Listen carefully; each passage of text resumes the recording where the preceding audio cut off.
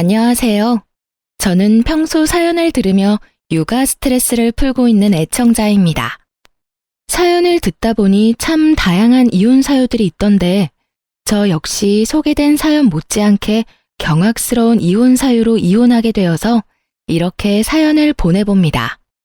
저와 남편은 친구의 친구였어요. 그러니까 한 남자인 친구를 중심으로 남편은 친구의 초등학교 때부터 친구, 저는 그 친구의 고등학교 때부터 친구였어요. 20대 중반이 넘어갈 때쯤 이야기로만 듣던 남편과 술자리를 하게 되었고 그 이후 저흰 친하게 지내며 함께 시간을 보내곤 했죠. 남편과 전 어느 날부터 서로를 좋아하게 되었고 친구 역시 여자가 생겨 4명이서 함께 잘 어울려 다녔죠. 결혼 역시 저희 부부가 먼저 하고 2달 뒤에 친구 커플도 결혼하게 되며 더욱 사이는 돈독해졌어요. 그렇게 저흰 변하는 계절마다 함께 여행도 다니며 출산도 비슷한 시기에 하게 되는 둘도 없는 친구 사이가 되었어요. 출산을 하고 난 직후를 제외하곤 자주 왕래하며 지냈어요. 함께 육아를 하기도 했고 문화센터도 함께 다니며 많은 시간을 함께 보내곤 했어요. 아기들이 돌이 지나고 난 뒤에는 각자 친정 또는 시댁에 아기를 맡기곤 부부들끼리 여행도 다니곤 했어요. 그런데 생각조차 하지 못했던 곳에서 문제가 생겨나더라고요. 그건 바로 남편의 행동이었어요. 그날도 아기는 시댁에 맡기고 부부 동반 여행을 떠났고 주변을 산책 겸해서 구경하고 있는데 벌 2마리가 주변을 맴돌기 시작했어요. 저와 친구의 아내는 소리를 지르며 호들갑을 떨기 시작했고 남편과 친구는 벌을 쫓아내기 바빴어요. 그런데 문제는 여기에서 일어났죠. 아니, 글쎄 친구는 그렇다 치고 남편까지 친구 아내 옆에 붙어 벌을 쫓아내고 있는 것이 아니겠어요? 친구야 자기 아내의 옆에서 벌을 쫓는 것이 당연했지만 내 남편이 친구 아내의 옆에 붙어 그러고 있는 것은 참 이상할 뿐더러 그 행동에 대한 서운함은 엄청나게 크더라고요. 제가 서운함의 남편을 보고 있으니 남편이 이렇게 변명을 하더군요. 아니, 그게 아니라 이쪽에 벌이 더 많아서 쫓다 보니 이렇게 됐네. 당신 괜찮아? 쏘이진 않았어? 이제 와서 걱정한다고? 그쪽에서 그렇게나 열심히 쫓아내놓고? 에이, 미안해. 내 맘 알지? 벌이 있는 쪽은 제 쪽이었는데도 불구하고 남편은 친구 아내가 있는 쪽에 벌이 많았다며 변명하더군요. 빠른 사과를 하는 남편을 보며 애써 서운한 마음을 억눌렀지만 알게 모르게 친구 아내를 챙기는 모습에 그 서운함은 점점 쌓여갔어요. 그렇게 숙소에 도착했고 저의 서운함은 그만 폭발하고야 말았습니다. 숙소에 도착한 저희는 역할 분담을 하기로 했고 남자들은 짐을 옮기고 여자들은 고기와 새우를 구우며 간단한 식사 준비를 하기로 했죠. 친구 아내와 저는 고기와 새우를 굽기 시작했고 갑자기 새우 껍질 파편 같은 것이 딱 소리를 내며 제 얼굴에 튀어버렸어요. 전 너무 놀라고 아파 악소리를 냈고 친구 아내는 다치진 않았지만 소리에 놀라 악 하고 소리를 지르더군요. 저희의 소리를 들은 남편이 달려와 상황을 대충 살폈고 사왔던 얼음을 봉지에 넣은 후 수건으로 감싸더군요. 전 당연히 저를 위한 것이라 생각했고 손을 내밀었어요. 하지만 그 얼음은 제가 아닌 친구 아내의 얼굴로 향했고 전 그 순간이 너무 당혹스럽더라고요. 하지만 저보다 더 당황한 친구의 아내가 멋쩍은 듯 자신은 다치지 않았고 제가 다쳤다며 얼음을 저에게 내밀었고 전 순간 기분이 팍 상하며 서운함이 폭발해버렸죠. 자기 눈에는 다친 내가 안 보여? 누가 봐도 다친 쪽은 나잖아. 진짜 미안. 순간적으로 너무 놀라서 그랬어. 그것도 변명이라고 해? 순간적으로 놀란 상황이었다면 더더욱 그 얼음은 내 얼굴로 왔어야지. 지의 얼굴이 아니라. 그게 진짜 미안. 순간 보이는 게 지혜씨 놀란 얼굴이라서 손이 먼저 나갔나 봐. 당연히 여보부터 챙겼어야 했는데 먼저 보인 얼굴이 지혜씨라서 나도 모르게 그만. 정말 미안해. 그 말도 정말 황당한 거 알아? 지혜만 소리를 지른 것도 아니고 나도 소리 질렀는데 어떻게 내가 아닌 지혜를 먼저 볼 수가 있어? 난 당연히 다쳤을 거라 생각했다니까. 아니, 그리고 생각해보니까 내가 마냥 미안하다고 하는 것도 이상하지 않아? 난 정말 지혜 씨가 다치고 당신은 괜찮은 줄 알았어. 너무 놀란 상태였고 그 순간 처음 보인 게 나랑 마주보는 자리에 있던 지혜 씨였으니까. 그래서 지혜 씨한테 얼음을 챙겨준 것뿐이야. 그게 그렇게 잘못된 행동이야? 당신이 이렇게 화낼 만큼? 당신은 지금 내 말을 하나도 이해하지 못했구나. 내가 왜 섭섭해하는지도 내가 왜 화가 났는지도 전혀 모르고 있고. 당신이 이런 사람인 걸 아니까 더 화가 나는 거야. 남 일이라면 그게 설사 나라도 이렇게나 관심이 없는데 오늘 당신 행동은 유독 거슬리잖아. 당신은 모르겠어? 당신 오늘 행동 이상한 거? 남편은 제 말에 아무 말도 못하더라고요. 저는 그 모습에 더욱 화가 났지만 더는 친구 부부 앞에서 심한 꼴을 보이고 싶지 않았기에 흥분을 가라앉히고자 방으로 들어와 버렸어요. 혼자가 되자 서러움이 복받쳐 눈물이 나기 시작했고 곧 주체할 수 없이 눈물이 나오더라고요. 그 순간 친구의 아내가 방으로 들어왔고 울고 있는 저를 보고선 괜히 자신이 미안하다며 저를 달래주기 시작했어요. 혜진아, 울지 마. 아, 괜히 나 때문에 내가 미안해. 네가 왜 미안해? 잘못은 내 남편이 했는데. 네가 미안해할 이유 전혀 없어. 그게 아니라 사실은 내가 요즘 우울증 증세가 좀 심해졌거든. 이유 없이 눈물도 막 나고 나쁜 생각만 들고 너무 무기력하고 그래. 그래서 아마 혜진이 네 남편이 날 더 신경 써주는 것 같아. 미안해, 혜진아. 아, 그래? 그랬구나. 전 이상했어요. 평소 섬세함, 다정함과는 거리가 멀어도 한참 먼 남편이 친구 아내가 우울증인데 이렇게까지 신경을 쓰는 것도 이상했지만 친구의 아내가 우울증이 심하다는 것까지 세세하게 알고 있다는 사실이 더욱 이상하고 이해가 되지 않았어요. 친구가 우울증 이야기를 하며 잘 챙겨달라고 했겠지 라고 생각해 보려고 해도 그 역시 말이 안 됐어요. 같은 여자이고 더 가깝게 지내는 제가 있는데 저에게도 말하지 않은 사실을 굳이 남편에게 말했을 리가 없었으니까요. 어떻게 생각을 해도 남편의 행동은 분명 이상했어요. 이상한 것 투성이었지만 기껏 기분 전환 겸 온 여행에서 더는 분위기를 망치고 싶지 않았고 그렇기에 사과를 하러 온 남편의 사과를 받아주었어요. 그렇게 분위기를 맞춰주며 나름 여행을 잘 마무리할 수 있었고 그날 이후 전 남편의 행동을 자세히 살피기 시작했어요. 남편에게 별다른 특이점은 보이지 않았고 변한 것이 있긴 했는데 저와 딸에게 더 신경을 써주며 더욱 잘 대하려고 노력한다는 것이었어요. 그런 모습을 보면 괜한 억측이었나 하는 생각이 들었고 그렇게 전 남편을 향한 미운 시선을 거두고 다시 남편과 잘 지내며 평소와 다름이 없는 일상을 보냈어요. 여행을 다녀오고 난 후 친구 부부와는 자연스럽게 거리가 생기기 시작하더군요. 그 이유는 저희 부부의 다툼 때문이었는데 그런 이유로 다투고 나니 친구 부부를 보는 것이 좀 꺼려지더라고요. 그래서 저흰 만나는 날이 줄어들었고 점점 그날의 일을 잊어가고 있었어요. 그날의 일을 잊어가는 만큼 친구 부부와 저희 부부 사이에 갯돈은 쌓여갔고 저흰 이번 여행을 마지막으로 걔는 더 이상 하지 않기로 결정하고 오랜만에 마지막 여행을 떠나게 되었어요. 시간도 꽤 흘렀고 그때의 감정은 많이 무뎌진 상태였기에 비교적 설레는 마음으로 여행을 떠났고 숙소를 보는 순간 정말 오길 잘했다는 생각이 들더군요. 그 당시 갯돈이 많이 모이기도 했지만 비수기 평일이었던 터라 꽤 좋은 독채를 빌릴 수 있었고 생각보다 더 좋은 독채의 구성에 기분이 절로 들뜨게 되었어요. 이번이 마지막 여행이라는 것이 너무 아쉬울 만큼 즐거운 시간을 보냈고 그 즐거움은 저녁 술자리까지 이어졌어요. 술을 꽤 즐기고 잘 먹는 세 사람과는 달리 전 술을 즐기지도 잘 먹지도 못했기에 취기가 오르려고 할 때쯤 저는 먼저 자겠다며 방으로 들어왔고 눈 떠보니 아침이더라고요.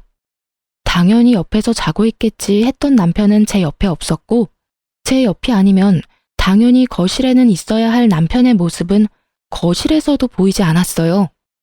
저는 혹시나 하는 마음에 친구 부부의 방문을 살짝 열어보았고 침대엔 친구 부부가 자고 있더군요. 그 순간 안도감이 들며 문을 닫으려는 순간 남편이 보이는데 제 눈을 의심했습니다. 글쎄 남편이 침대 옆에 누워 친구 아내 손을 잡고 잠이 든 것이 아니겠어요? 그 모습을 본 순간 완벽한 여행은 순식간에 최악의 여행이 되어버렸고 남편을 향해 소리를 질러버렸어요. 야, 너 도대체 뭐 하는 짓이야? 저의 고함에 세 사람은 누가 먼저라고 할 것도 없이 일어났고 다들 제가 왜 그러는지 사태 파악을 하느라 정신이 없어 보이더라고요. 남편과 친구의 아내는 여전히 손을 잡고 있었고 그 모습을 친구가 먼저 발견하게 되었죠. 여보, 지금 다운이랑 손 잡고 있는 거야? 두 사람이 손을 왜 잡고 있어? 친구의 물음에 그제야 손을 잡고 있다는 것을 인지한 두 사람이 서둘러 손을 놔버렸지만 이미 늦은 일이었죠. 저와 친구의 표정은 걷잡을 수 없이 굳어지고 있었으니까요. 저도 저였지만 친구 역시 화가 많이 난 듯 했어요. 꽤 오랜 시간 친구를 봐왔지만 처음 보는 표정이었으니까요. 친구는 아무 말이 없었고 분위기는 급격하게 무서워질 때 남편이 변명을 하기 시작하더라고요. 오해야, 정말 생각하고 있는 그런 이상한 거 아니야. 내 말 좀 들어봐. 어제 우리 전부 다 과음해서 다 취했었잖아. 나도 취해서 당연히 당신 손인 줄 알고 잡고 잠들었어. 난 정말 당신 손인 줄 알았다고. 어떻게 보면 참 그럴싸한 변명이었지만 어떻게 들으면 성의가 조금 더 없는 변명이었죠. 전 더는 그 자리에 있고 싶지 않았고 아무 말도 하지 않은 채 제 짐만 챙겨 혼자 차를 끌고 집으로 돌아와 버렸어요. 돌아오는 내내 생각하고 또 생각했지만 말이 되지 않는 상황이었기에 화가 가라앉기는커녕 더욱 끓어오르기만 하더라고요. 그렇게 화를 삭히지 못하고 집안을 걸어다니고 있으니 친구의 차를 얻어 타고 온 남편이 들어왔고 자신을 노골적으로 피하는 저를 붙잡더니 변명을 토해내기 시작하더군요. 여보, 진짜 오해야. 내 말 좀 들어줘. 우리 어제 마지막 여행이기도 했고 여행 내내 즐거워서 내가 좀 들떴었나 봐. 그래서 그런지 술이 취하는 줄도 모르고 마셔댔어. 그러다 취해서 방을 잘못 찾아갔었나 봐. 이 모든 게 과음한 상태에서 방이 헷갈리는 바람에 일어난 해프닝일 뿐이야. 그러니까 그 오해 좀 풀어주면 안 될까? 나 정말 당신이 생각하는 그런 거 아니야. 그게 말이 돼? 그렇다고 방을 헷갈려? 아니, 너무 취해서 방 정도는 헷갈릴 수도 있다고 쳐. 버젓이 두 사람이 침대에 누워있으면 당연히 그 방에서 나와야 하는 거 아니야? 그리고 아무리 취해도 당신 내 손 잡고 잔 적도 없었잖아. 그래서 말했잖아. 내가 좀 들떴었다고. 기분도 좋고 하니까 자는 당신 손이라도 잡고 싶었나 보지. 웃긴다 참. 당신 혹시 지혜한테 관심 생겼니? 그래서 그렇게 말도 안 되는 짓을 하는 거야? 그게 무슨 말이야 도대체. 지혜 씨는 내 친구랑 결혼한 여자야. 그런 여자를 내가 왜 좋아해? 아무리 화가 났다고 해도 말은 좀 가려가면서 해. 내가 오죽 답답했으면 이래? 오죽 이 상황이 이해가 안 되면 그런 더러운 상상까지 하겠냐고. 내가 진짜 미안. 그런데 정말 나 거짓말하진 않았어. 제발 좀 믿어줘. 아무리 남편 말이 사실이라고 한들 남편이 친구 아내의 손을 잡고 자던 모습은 머릿속에서 사라지지 않더라고요. 그 잔상이 남아있으니 남편의 말도 믿기지 않았고요. 그래서 전 한동안은 안방에 들어올 생각하지 말고 거실을 쓰라고 했고 그렇게 저희의 각방 생활은 시작되었어요. 저의 화는 쉽게 풀리지 않았고 일주일이란 시간이 흘렀어요. 평소 저희는 부부싸움을 해도 이렇게까지 길게 하는 스타일이 아니었고 만약 길어지더라도 시간이 흐름에 따라 왜 싸웠는지조차 잊어버려 흐지부지 서로 말을 걸며 싸움이 끝나는 경우가 대부분이었어요. 하지만 이번엔 평소 때와는 달랐고 저의 머릿속엔 그날의 일이 잊히기는커녕 점점 선명해지더군요. 남편은 그저 해프닝이라고 했지만 전 이미 남편의 태도 때문에 서운한 일도 있었으니 이번 일이 그저 해프닝이라며 넘길 수가 더욱 없더라고요. 그날도 말 한마디 섞지 않는 남편은 출근을 하고 전 집에서 딸과 함께 시간을 보내고 있었어요. 그런데 친구에게 전화가 오더군요. 그날 이후 처음으로 저에게 전화를 건 친구는 심각한 목소리로 잠시 나올 순 없겠냐고 묻더라고요. 회사에 있을 시간인데 보자고 하는 것을 보니 보통 심각한 일이 아니라는 것을 금세 알아차릴 수 있었고 전 아무것도 묻지 않고 알겠다고 했어요. 서둘러 준비를 마친 전 딸을 집에서 가까운 시댁에 맡기고 친구를 만나러 갔어요. 약속 장소에서 마주한 친구의 얼굴은 일주일 전과 비교도 되지 않을 정도로 엉망이더라고요. 그 얼굴을 보는데 괜히 잘못도 없는 제가 다 미안한 마음이 들더군요. 전 괜히 친구의 눈치를 살피게 되었고 친구는 그런 저를 보더니 2장의 서류를 내밀었어요. 전 친구가 내민 서류를 살펴봤고 그 서류엔 숫자들이 가득했는데 그 숫자들이 가리키는 진실은 경악스러웠습니다. 네 이름이랑 아들 이름은 그렇다 치지만 여기 왜 내 남편 이름이 있어? 이게 전부 무슨 뜻이야? 이게 뭐냐고. 이게 유전자 검사 결과지인데 여기 보면 내 아들, 아니 시우랑 나하고는 친자관계 일치율이 낮지? 그런데 네 남편 다운이는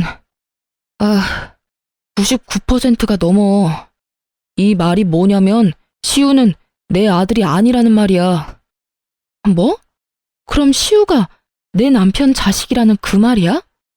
저의 물음에 친구는 고개를 끄덕였고 전 상상치도 못한 진실에 정신을 못 차리고 멍하니 있었죠. 퍼센트로 듣고 나니 정신이 더욱 아득해졌고 전 친구에게 현실이 맞는 것인지 재차 물어보기까지 했어요. 저의 물음에 친구는 현실이 틀림없음을 일깨워 주더군요. 이게 도대체 뭐야? 전부 사실인 거야? 정말 현실인 거지? 꿈 아니지? 현실 맞고 사실도 맞아. 네가 보고 들은 대로 2 연놈이 그렇고 그런 사이인 것도 모자라서 애까지 낳았더라고. 우릴 감쪽같이 속이고 말이야. 할 말이 없더라고요. 아니, 그간의 이상했던 남편의 행실들이 떠오르며 할 말을 잠시 잃었다는 게 더 정확한 표현이었어요. 전 할 말을 잃었고 그간 남편의 행실이 드디어 이해되기 시작했어요. 이런 사이이니 제가 앞에 있는데도 불구하고 상간녀를 챙겼고 술에 취해 정신을 놓고 상간녀의 손을 잡고 잠이 들었던 것이었어요. 전 그저 허탈함이 몰려왔고 그 허탈함에 웃음이 나더라고요. 그런 저를 보던 친구는 왜 이런 검사까지 하게 되었는지 설명하기 시작했어요. 처음엔 그저 시우가 당근 알레르기가 있다는 사실을 알게 됐고 그땐 그냥 신기한 우연이라고 생각했어. 그렇잖아. 제일 친한 친구가 당근 알레르기 있는데 내 아들도 당근을 먹더니 온몸에 두드러기가 나니까. 심지어 증상도 네 남편이랑 똑같았는데도 그런 쪽으로 생각도 안 해봤으니 그저 신기하다고만 생각했던 것 같아. 그런데 점점 이상한 거야. 지나치게 내 아내를 챙기는 모습도 그렇고 괜히 내 눈치를 보는 아내도 그렇고 이상하다 싶었는데 그날 2 사람이 손을 잡고 있는 모습을 보는데 의심이 확신이 되더라고. 그래서 그 새끼가 숙소에서 쓰던 칫솔이랑 쓰던 베개에서 머리카락 좀 챙겨서 의뢰했는데 결과가 이렇네. 이게 무슨 일이냐 도대체. 친구도 허탈한 듯 웃어버리더군요. 그런 생각은 했었어요. 어쩌면 남편이 친구 아내에게 약간의 호감 정도는 있을 수 있겠다고요. 정말 딱 그 정도까진 생각하긴 했었지만 이렇게 깊은 관계라곤 상상조차 한 적이 없었는데 제 앞에 닥친 현실이 너무 아프고 충격적이더군요. 친구 역시 충격이 컸다고 하며 말을 이어나갔어요. 앞으로 어떻게 해야 좋을까? 나 혼자 결정할 문제는 아닌 것 같아서 불렀어. 넌 어떻게 했으면 좋겠어? 어떻게 하면... 친구의 말을 듣는데 눈물이 나오더군요. 제가 울기 시작하자 친구 역시 울기 시작했고 그간 많이 힘들었는지 어깨까지 들썩이며 울기 시작하더군요. 울 만큼 운 친구와 저는 이야기를 나눴고 저희의 뜻은 같았어요. 저흰 2 사람을 용서할 마음도 이대로 편하게 살게 할 마음도 없었기에 계획을 세웠고 그 눈물의 계획은 곧바로 실행하기로 했어요. 일단 친구는 남편에게 빌려준 돈부터 돌려받기로 했어요. 그간 저도 모르게 적게는 50만 원, 많게는 300만 원. 이런 식으로 빌린 돈이 꽤 되더라고요. 입금 내역을 살펴보니 그 금액이 총 3천만 원 가까이 되더군요. 가족 같은 친구에게 빌려줬고 받을 생각도 없었다는 친구의 말을 듣는데 마음이 참 아프더군요. 너 미쳤어? 이렇게 큰 돈을 왜 빌려준 거야? 나야 집에 급한 일이 있다고 하길래 빌려줬지. 너도 알다시피 이런 일 알기 전까진 그 새끼가 나한텐 가족 같은 친구였잖아. 그러니까 그냥 빌려준 거지. 어차피 못 받는다고 생각하고 빌려준 돈이라 계산도 안 해봤었는데 3천만 원이라니. 사실 나도 좀 놀랐어. 아니 근데 이 새끼는 그럼 이 돈을 다 어디에 썼단 말이야?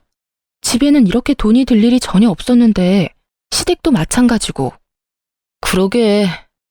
한참을 생각하던 친구는 불현듯 무언가가 떠오른 듯 짧은 탄성을 내뱉더니 저에게 돈이 어디로 갔는지 알려주더군요. 그 새끼 나한테 빌린 돈으로 내 아내한테 선물 사준 것 같아. 생각해보니까 빌린 시기에 맞물려서 아내한테 못 보던 명품백이 생겼던 것 같아. 나 진짜 바본가? 어떻게 그걸 지금 알 수가 있지? 그럴 수도 있지. 너나 나나 그런 쪽으로 어디 생각이나 했어? 그렇게 가깝게 지냈으니 당연히 믿어 의심치 않았지. 와, 진짜 이 새끼 대단한 개새끼였네. 정말 친구의 말대로 남편은 대단히 파렴치한 놈이더군요. 가족 같은 친구 아내와 바람을 피운 것도 대단한 짓인데 그 친구한테 빌린 돈으로 선물까지 사주다니. 정말 난놈은 난놈이다 싶더군요. 분노에 찬 친구는 당장 돈을 갚아달라고 문자를 보내고 난 후 자신이 증거를 충분히 모았다며 카톡 대화 내용, 함께 찍은 사진 등을 저에게 나눠주더군요. 친자 검사 결과지 복사본도 챙겨주었고요. 전 그 모든 증거를 잘 챙겨 시댁으로 향했어요. 딸을 데리러 가는 목적도 있었지만 더 큰 목적이 있는 시댁 방문이었어요. 평소 아버님은 입버릇처럼 이런 말씀을 하시곤 했어요. 어머님 역시 같은 생각이었고요. 둘 다 잘 듣거라. 부부 사이에 다른 건 몰라도 폭력, 외도는 사람이 해선 안 되는 짓이다. 폭력에는 언어 폭력도 당연히 포함되고 외도엔 정신적인 교류도 포함되는 거란다. 혹시나 만에 하나라도 이런 짓거리를 하다 걸리는 날엔 그 누가 되었든 난 절대 용서하지 않을 테니 잘 새겨들어.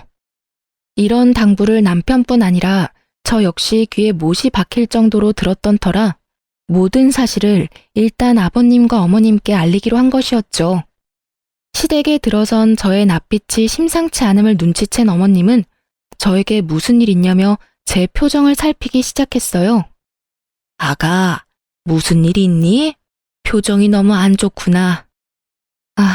아버님 오시면 말씀드려도 될까요? 2번 말하기엔 제가 너무 힘들어서요. 그래? 네가 정 그렇다면 그렇게 하려무나. 일단 좀 앉아. 안색이 너무 안 좋아. 저를 소파에 앉힌 어머님은 아버님께 전화를 걸어 집에 일이 있으니 일찍 들어오라는 말을 전했고 얼마 지나지 않아 아버님이 들어왔죠. 급히 오신 듯 숨을 헐떡이는 아버님에게 어머님은 물을 한 잔 떠다 주셨고 전 그런 아버님 앞에 자리를 잡고 앉았어요.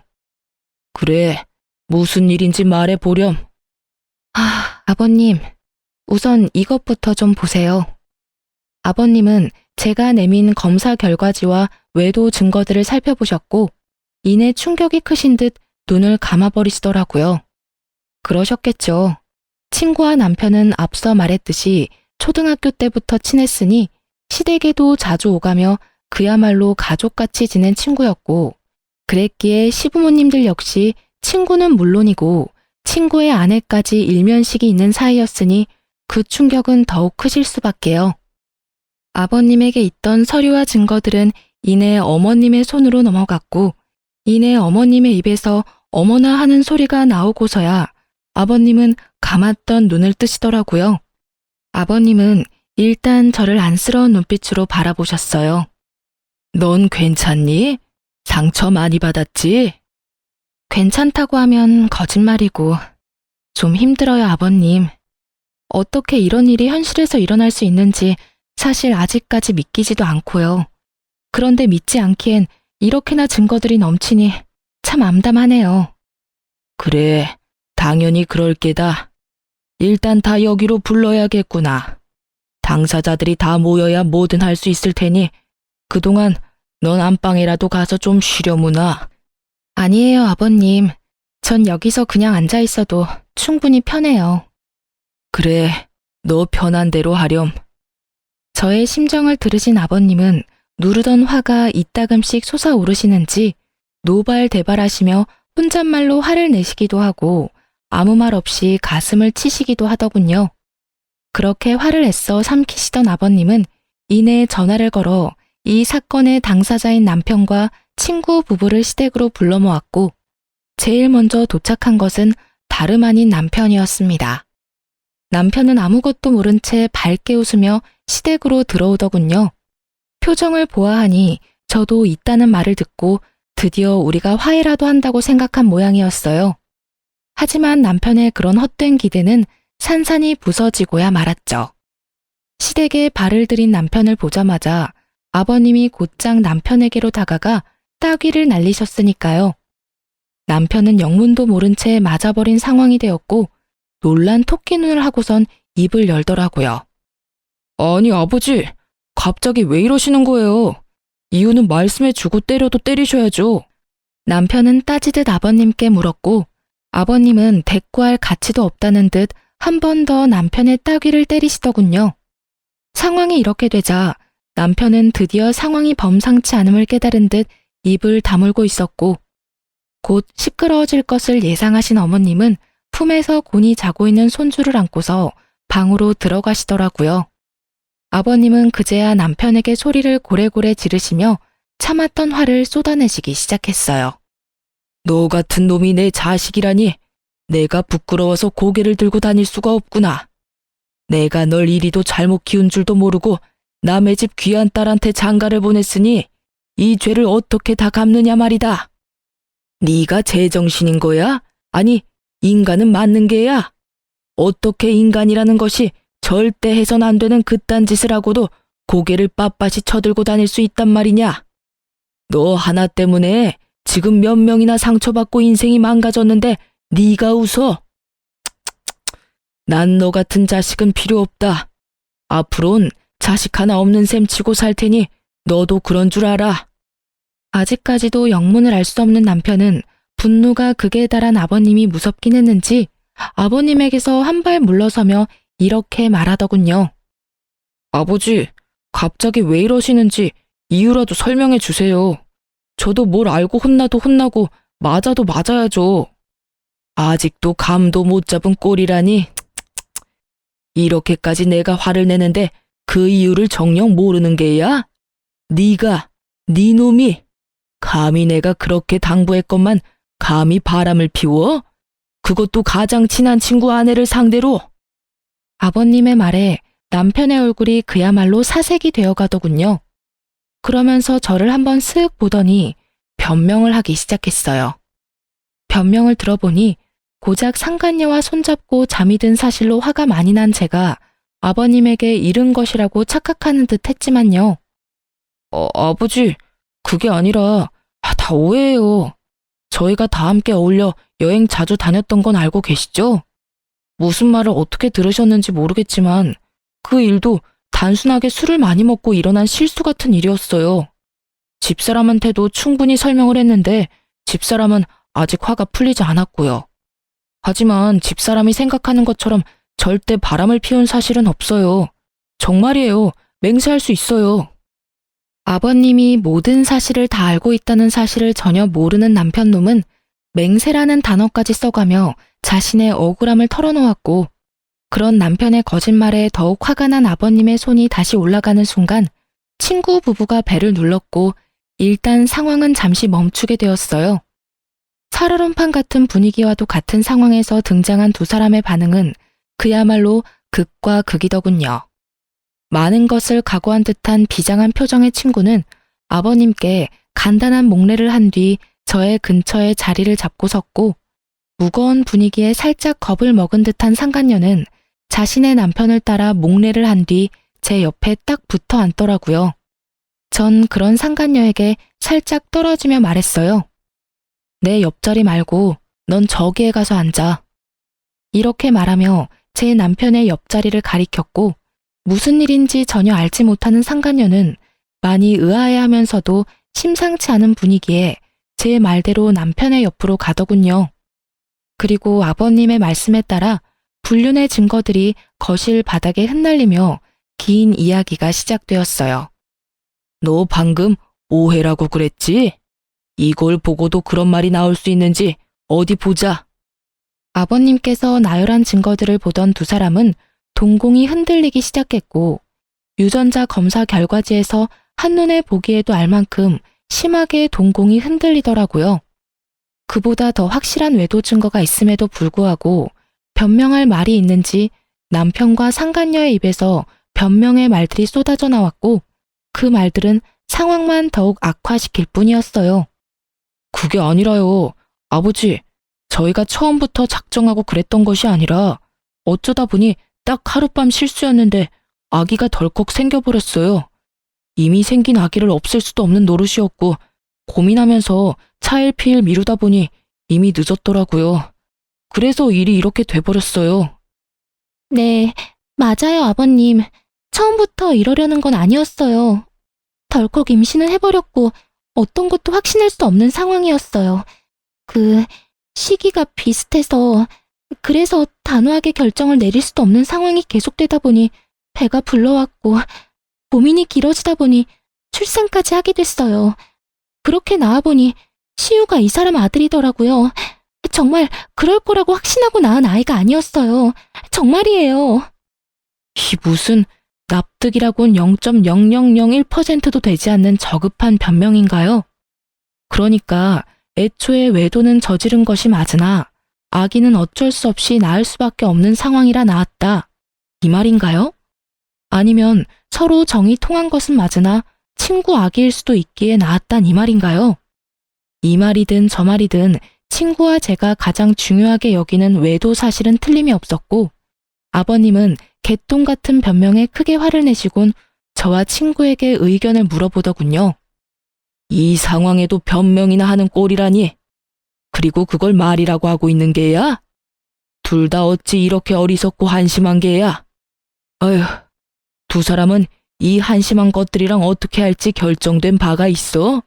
있다면 앞으로 어떻게 할 계획인지 말해줬으면 하는데 말해줄 수 있겠나? 네, 아버님. 일단 전 이혼을 하려고요.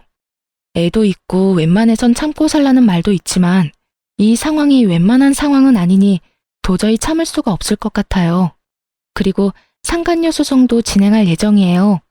아버님과 어머님껜 참 죄송해요. 정말 잘해주셨는데 이런 결정을 하게 돼서. 저 역시 이혼할 예정입니다. 이미 신뢰는 깨졌고 믿고 사랑했던 만큼 배신감이 커 더는 결혼 생활을 유지하긴 힘들 것 같아요. 저 여자와는 상관없이 제가 너무 불행할 것만 같거든요. 상간남 소송 역시 진행할 예정이고 다운이에게 빌려준 돈이 좀 있습니다. 3천만 원가량 되던데 처음엔 받지 않을 생각으로 빌려준 돈이었는데 알아보니 저에게 빌린 돈으로 이 여자에게 명품 선물을 해줬더라고요. 그래서 그 돈도 다 받을 예정입니다. 그래. 두 사람 뜻은 잘 알았다. 그럼 변호사를 선임해야겠지? 마침 내가 잘 아는 실력 좋은 변호사가 있으니 소개해 주겠네. 아버님께선 저 일 돕겠다고 작정을 하셨는지 변호사까지 소개해 주시겠다고 나섰고 남편과 상간녀는 분위기 파악을 하지 못했는지 반발을 하고 나서더군요. 아버지, 변호사라니요. 꼭 이렇게까지 하셔야 합니까? 저 두 사람이 아닌 제가 아버지 자식이잖아요. 그것도 하나뿐인 아들. 그런 저한테 꼭 이렇게까지 하셔야 합니까? 그래요, 아버님. 전 아버님의 세상이 둘도 없는 손자까지 낳은 여자라고요. 그런데 왜 혜진이 편만 들어주세요? 엄연히 이 집 장손을 낳은 건 저라는 사실을 이제 잘 아시잖아요. 그래요, 아버지. 과정이 어떻게 됐든 대가 끊길 뻔한 집에 떡하니 장손을 낳아준 여자라고요. 그러니 마음 좀 푸시고 저희 상황도 좀 이해해 주세요. 상황 파악은 전혀 하지 못하고 저런 말이나 하는 남편과 상간녀를 보는데 참 어이가 없더군요. 이 와중에 장손 타령이라니 인간의 탈을 쓰고 어찌 저리 뻔뻔할 수가 있었을까요? 다름 아닌 저와 친구가 떡하니 보고 듣고 있는 걸 잊었을 리 없을 텐데요. 오만 생각이 다 드는 그 상황에서 한 가지는 분명하더군요. 저 두 사람은 저와 친구에게 미안한 마음이 조금도 없다는 것을요. 그렇지 않고서야 모든 사실이 밝혀진 지금 저희에게 사과는커녕 미안하단 눈빛조차도 보내지 않을 리가 없었을 테니까요. 상황이 이렇게 되자 전 어떻게 해서든 두 사람을 나락으로 떨어뜨려 버리고 싶었어요. 남편을 너무 사랑했던 만큼 배신감 역시 엄청났으니까요. 아버님 역시 이런 제 마음을 100번 이해한다는 듯 부들부들 떨고 있는 제 손을 토닥여 주시면서 남편을 향해 호통을 치시더군요. 하나뿐인 아들? 내 말을 잊은 게야? 난 분명 너 같은 자식은 이제 없는 셈 친다고 하지 않았느냐? 다시 한번 말해주마. 오늘부터 넌 내 자식이 아니다. 즉, 연을 끊자 이 말이야. 그러니 자연스럽게 그 아이도 내 손주가 아니다. 아이라도 들이밀며 어떻게 해서든 나한테 비벼볼 생각이라도 하려 들거든.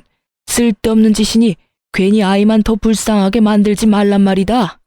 아버지, 그래도 제가 아버지 자식인데 연을 끊겠다니 그 무슨 어떻게 저한테 이렇게까지 매정하실 수가 있어요? 박다훈, 내가 이 이름을 지을 때 얼마나 행복했는지 넌 모를 거다. 그 행복했던 기억과 감정이 아직 내 마음과 머릿속에 남아있는데 내가 이렇게까지 할 땐 그만한 잘못을 네가 저질렀다는 생각은 못하는 게야? 아무리 제가 잘못했다고 한들 혜진이는 엄연한 남이고 제가 아버지 핏줄이잖아요. 핏줄이기에 이러는 것이다. 내 핏줄이기에. 난 네가 모든 사실이 밝혀진다면 적어도 혜진이한테 사과라도 할 줄 알았다. 비록 그것이 눈에 훤히 보이는 거짓 사과라고 하더라도 네가 최소한 사람 새끼가 맞는다면 네가 큰 배신을 한 혜진이에게 사과라도 할 줄 알았다 이 말이다. 그런데 넌 어떻게 했느냐?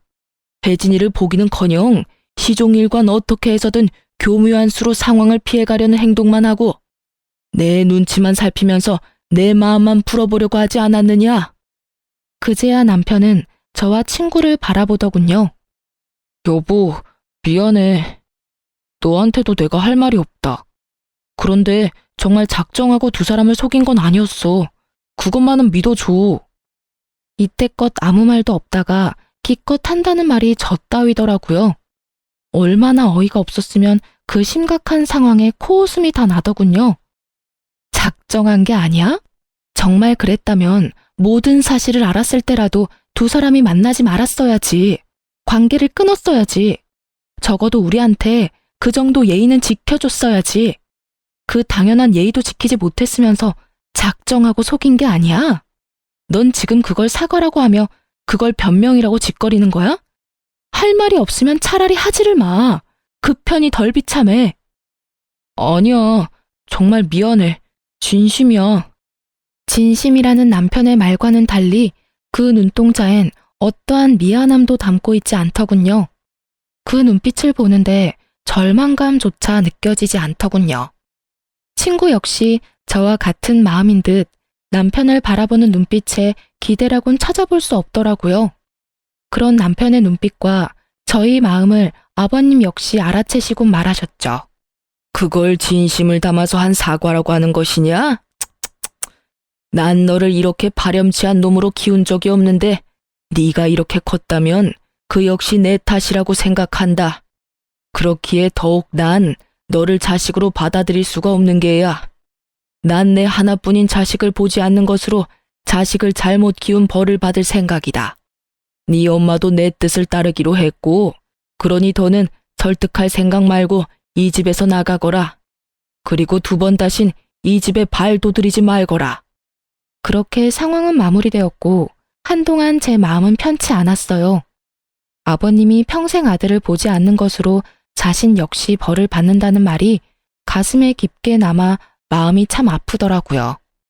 평소 아버님이 남편을 얼마나 아끼고 사랑했는지를 누구보다 잘 알았기에 더욱 그 아픔이 크게 다가왔던 것 같아요. 친구와 전 아버님께서 소개해 주신 변호사분을 만나 충분한 상담을 한 후 이혼과 상간남, 상간녀 소송을 진행하기로 했어요. 그렇게 이혼이 진행되는 사이 아버님이 그간 가족으로 살 수 있어 여러모로 고맙고 행복했다며 살고 있는 집 명의를 아버님 명의에서 제 명의로 돌려주시더라고요. 이까짓 걸로 제 마음을 풀어보려는 것이 아니라며 그저 자신이 줄 수 있는 양육비이자 위자료라고요. 혼자 딸을 키워나가는 것이 제가 예상하는 것보다 훨씬 힘이 드는 일이라는 걸 저는 알고 있었고, 그렇기에 전 그저 감사하다며 받았습니다. 소송은 시작되었고 생각보다 그 과정은 더 치열하고 더럽더라고요. 하지만 증거는 더할 나위 없이 명확했고 저와 친구는 원하는 대로 소송을 마칠 수가 있었어요. 결혼할 때도 맨몸으로 시집왔던 상간녀는 위자료를 감당할 여유 따윈 없었고 상간녀에 대한 마음이 진심인 전 남편이 자신의 위자료와 상간녀의 위자료까지 감당하고 나서더군요. 한 푼도 빼지 않고 다 받을 수 있다는 안도감과 함께 배알이 꼬이는 것은 어쩔 수 없더라고요. 사람 감정이란 게 참 마음 같지 않다는 걸 다시 한번 깨달았네요. 그렇게 전 남편은 빚더미에 앉게 되었어요. 외도를 저지른다고 모은 돈도 없는 상태에서 상간녀의 위자료도 감당해야 했고 친구에게 빌린 돈도 한꺼번에 변제해야 했으니 그건 당연한 결과였어요.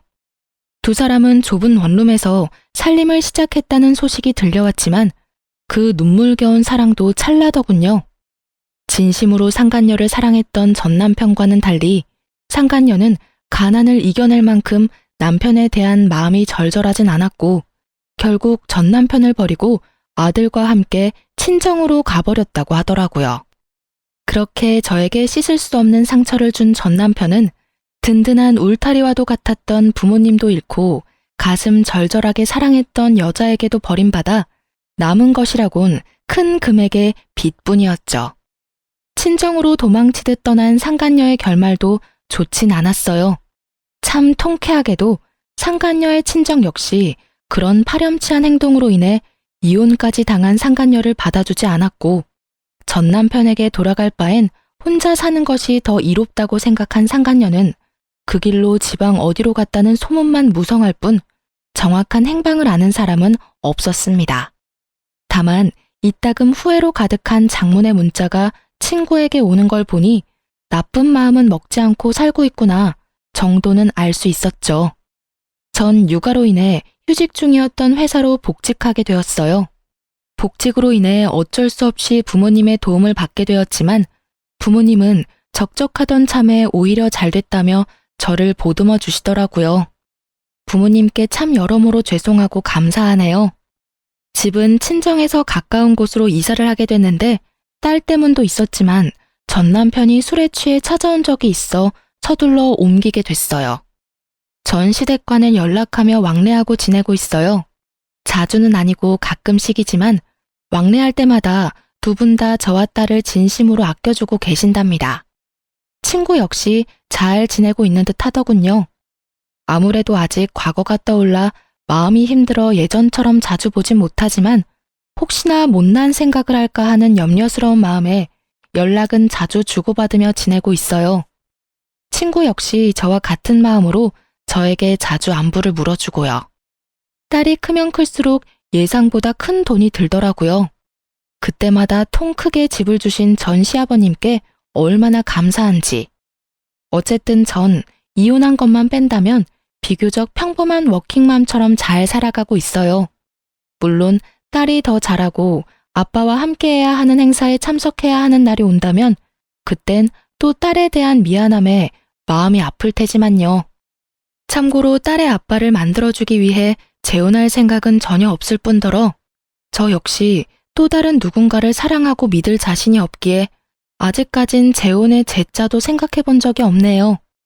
뭐 딸을 다 키우고 난 후 그때 좋은 사람이 있다면 남은 여생 친구처럼 함께 늙어갈 생각은 있긴 해요. 너무 먼 훗날의 이야기인가요? 하여튼 저의 지금 유일무이한 단 한 가지 소망은 딸과 함께 행복하게 잘 살아가는 것이에요. 처음 모든 사실을 알고 이혼을 결심하기까지 참 힘들었어요. 막상 친구와 함께 이혼 결심을 하고 복수 계획까지 세우면서도 이게 맞나? 이렇게 되면 우리 딸은 어떻게 하지? 이런 한심한 생각들로 가득했던 것 같아요.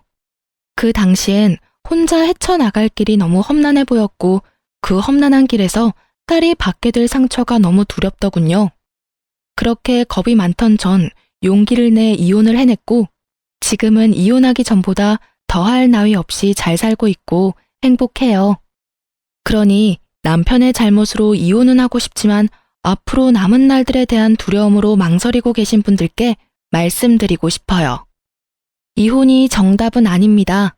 다만 여러분의 인생을 망가뜨리고 구렁텅이에 발을 담그면서까지 결혼 생활을 유지할 필요는 없어요. 저를 보세요. 그렇게 두려워하던 저도 이렇게 나름 잘 살아가고 있잖아요? 그러니 한 번만 용기를 내보세요. 여러분 인생은 소중하답니다. 그럼 저는 물러가 볼게요. 저의 긴 사연 들어주셔서 정말 감사합니다.